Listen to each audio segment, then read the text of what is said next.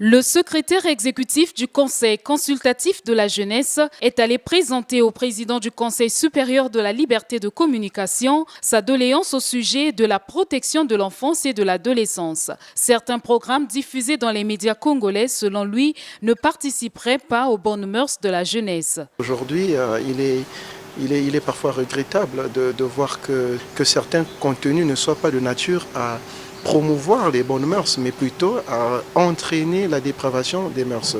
Et nous pensons que dans le cas de la protection de l'enfance et de l'adolescence, il y a des programmes qui, aujourd'hui, devraient être retirés ou dont la diffusion devrait obéir à certaines règles.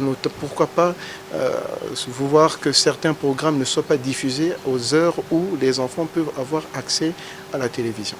À l'orée des échéances électorales qui pointent à l'horizon, les deux personnalités ont aussi évoqué les questions liées à la protection des jeunes face aux messages de haine que peuvent véhiculer certains candidats. En période électorale, il y a parfois une forme de désinformation qui est portée par certains acteurs politiques, entraînant dans cette manipulation un certain nombre de jeunes qui se livrent à des actes de vandalisme contre les institutions et les biens de l'État.